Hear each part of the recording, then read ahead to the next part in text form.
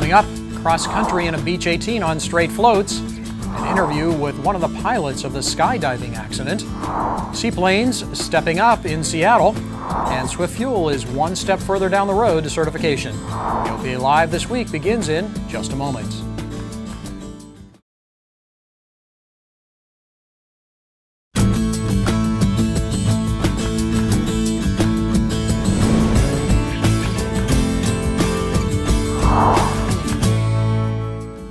You may have already seen this exclusive video from NBC. Two skydiving aircraft with 11 people on board collide over Superior, Wisconsin. Amazingly, everyone, including the two pilots, make it to the ground safely. AOPA Live executive producer Warren Morningstar talked to the pilot of the aircraft number one, Matt Fandler. Getting ready for jump, and then just talk me through what happened.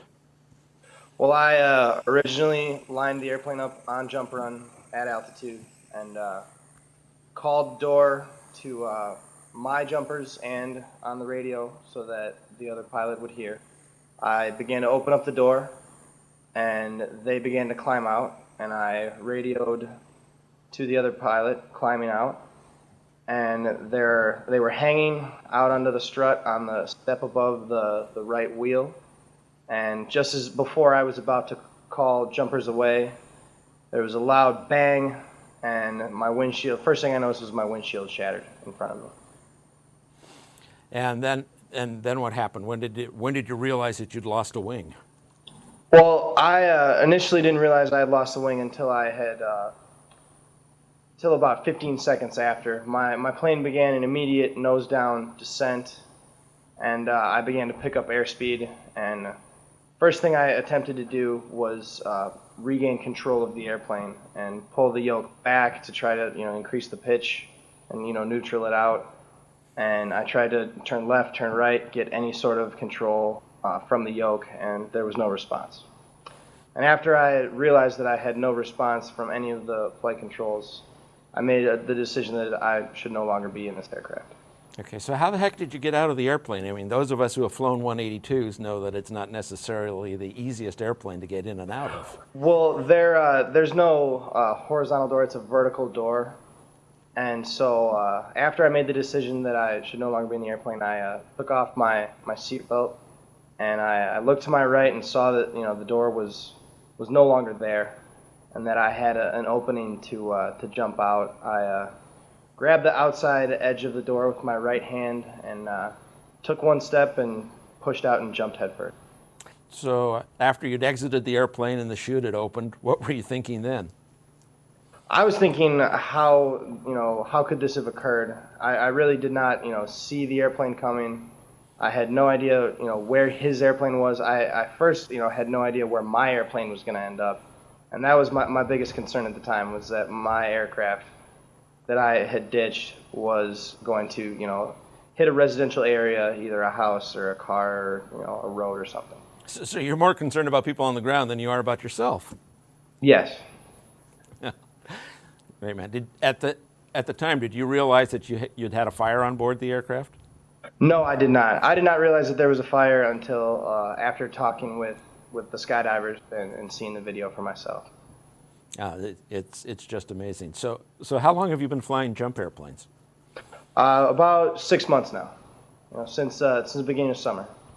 And about how many flights do you have under your belt? I'd say probably over 200. Okay. And this is the first emergency you've had? This is the first, anything. This is my first actual emergency, actual incident, first anything that I've had to deal with. I assume that you've done some jumping before, so this was not your first parachute jump? This was my third jump.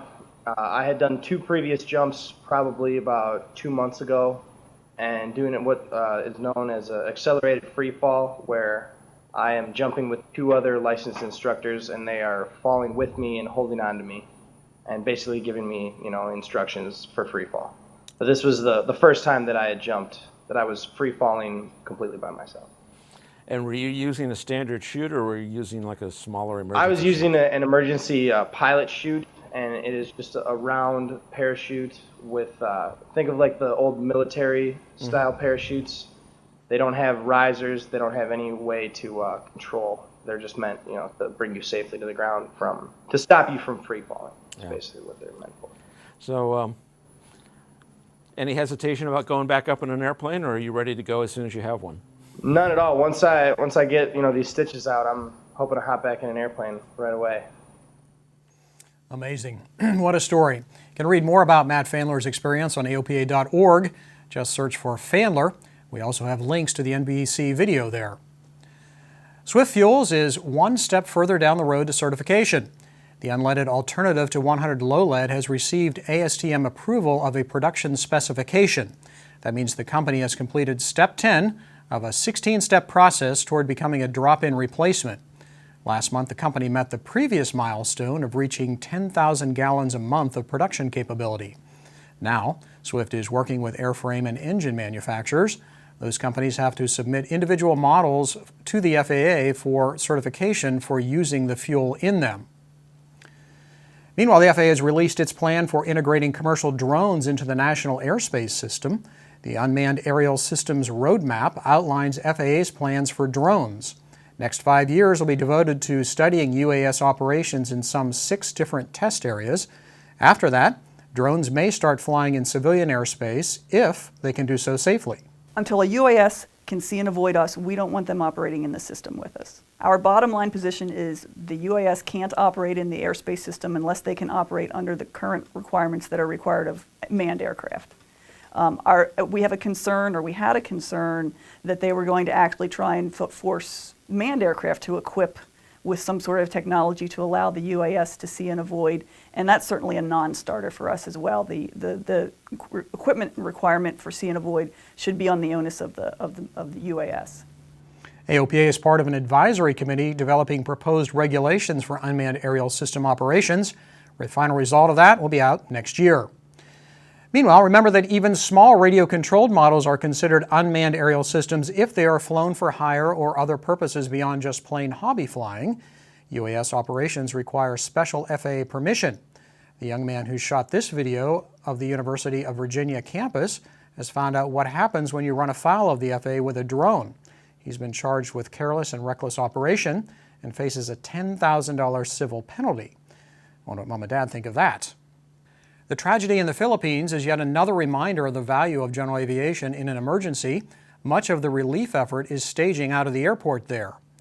Late last month, volunteer seaplane pilots in Seattle staged a mass casualty incident practice exercise. The Emergency Seaplane Response Plan brings together pilot groups, emergency professionals, and communities to help save lives in the event of a disaster. And a bit later in the show, we'll have a special feature on flying seaplanes. And some very sad news to report. Dr. Perry Inhofe died in a Mitsubishi Mu-2 accident over the weekend near Tulsa, Oklahoma. This is video from the scene. Dr. Inhofe is the son of Senator Jim Inhofe. The senator is one of the biggest voices on Capitol Hill for general aviation. Dr. Inhofe was piloting the airplane on a short flight from Salina, Kansas. Reports said he had requested immediate assistance from air traffic controllers moments before the plane went down in a heavily wooded area. Witnesses on the ground told the Tulsa World that one of the twin turboprops propellers was not turning when they saw the airplane circle overhead just before it crashed. When they reached the scene, the airplane was engulfed in flames. All of us at AOPA extend our most sincere condolences to his loved ones. Dr. Perry Inhofe was 52 years old.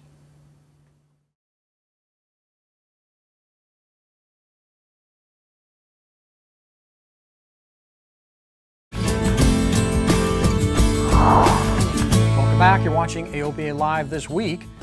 The state of California is losing out on federal airport improvement funds because of insufficient funds in the state account for AIP match. AOPA is joining forces to take action. AOPA joined the Association of California Airports and the California Airports Council, who sent a joint letter to the governor. The letter requests a transfer of funds within the aeronautics account. A transfer of state funds would make possible increased federal funding, and increased federal funding would make possible airport improvements, generate economic activity, and create jobs. The practical test standards could be about to change. A joint FAA and industry working group has issued recommendations that will offer clear written and practical test standards for student pilots and those pursuing advanced pilot certificates. The group was co-chaired by AOPA. The working group suggested that the FAA use the same standards for both written and practical standards. The idea that students could apply what they've learned for the written exam throughout their training and eventually the practical test. A Federal Register notice and public comment period are expected soon. A beta test and eventual conversion date is likely a few years away, but AOPA is hopeful that the recommendations will be adopted as soon as possible. And on the subject of training, a seaplane rating is on many pilots' bucket list, and for many, the way you do it is you go to a seaplane base and spend several days doing splash and goes. But getting the rating on a cross-country trip is a little different story, as I found out 2 weeks ago. The first thing you learn about seaplane flying is that nothing, and I do mean nothing, happens fast.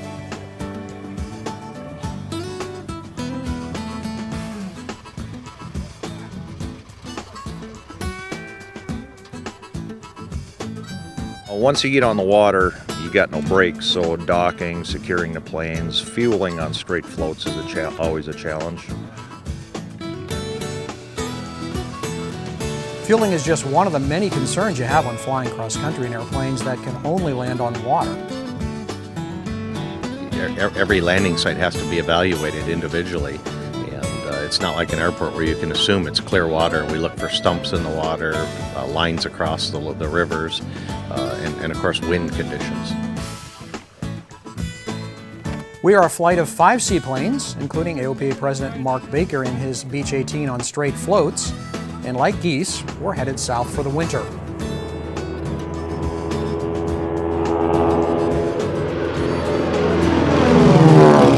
From the cold of Minnesota to Florida sunshine, following the Mississippi for some of the trip.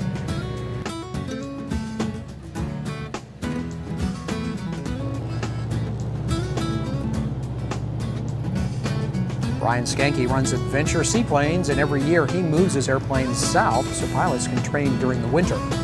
Well, I started moving the airplanes back and forth to Florida 9 years ago, and I figured what a great way for my students to gain experience and do a reduced cost moving the airplanes. And as you see on this trip, Tom, there's all kinds of different docking situations, rivers, obstacles. So it's a great learning environment and a great adventure trip. Joshua Redderith is a former Marine fighter pilot, but on this trip, he's a student and loving every minute of it. It's fantastic. I mean, the experience going from, just as opposed to doing the training at one individual place, we're getting the cross-country experience along, getting to pick out different lakes and stuff like that along the way. So it's a good experience. Rivers, lakes, lagoons, we experienced them all on the 3-day trip. And you can read a story I've written about the trip on AOPA.org. Finally this week, we appeal to you to help the AOPA Foundation take advantage of a very generous offer. A donor has offered the foundation up to $50,000 in a matching grant. To get the money, we need 50 people to become a part of the Hat in the Ring Society. I'm a member. I hope you will be too. To qualify, you just have to donate $1,000 or more.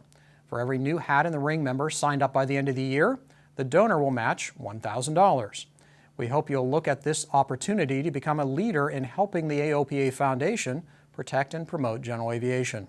For more information, head to aopafoundation.org. And that's it for us this week. Join us next Thursday for AOPA Live This Week. Thanks for watching. I'm Tom Haynes.